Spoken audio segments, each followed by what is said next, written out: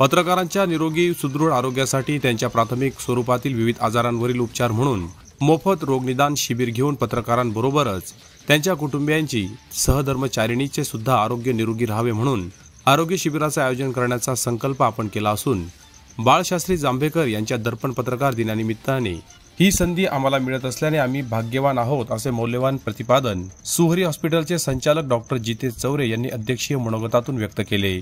तर प्रास्ताविक करताना सेवानिवृत्त प्राचार्य SD पाटील म्हणाले की ब्रिटिशकालीन गुलामगिरीला झुगारून देण्यासाठी व स्वातंत्र्याचा मोकळा श्वास घेण्यासाठी बाळशास्त्री जांभेकरांनी विधवांचे पुनर्विवाह, केशवपण व सती जाण्याची प्रथा यावर कडाडून टीका केली होती आणि ब्रिटिश राजवटीत पत्रकारितेची मुहूर्तमेढ दर्पणकार बाळशास्त्री जांभेकर यांनी रोवली होती।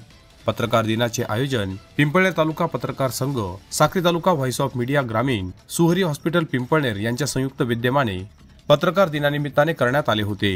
कार्यक्रमाच्या सुरुवातीला वृत्तपत्र सृष्टीचे जनक दर्पणकार बाळशास्त्री जांभेकर यांच्या प्रतिमेचे पूजन व दीप प्रज्वलन मान्यवरांच्या शुभ हस्ते करण्यात आले।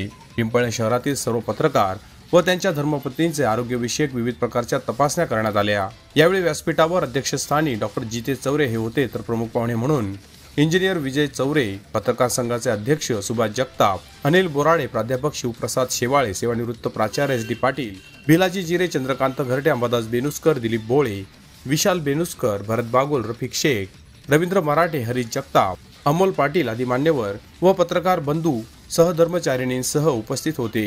यावेळी पत्रकार संघटनेतर्फे रुग्णांना फळांचे वाटप करण्यात आले। या कार्यक्रमात ज्येष्ठ नागरिक व दिव्यांगांचाही सत्कार करण्यात आला।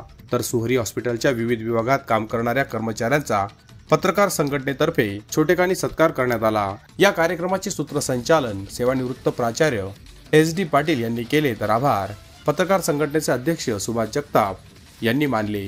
Bureau report, express news Marathi, Pimpalner.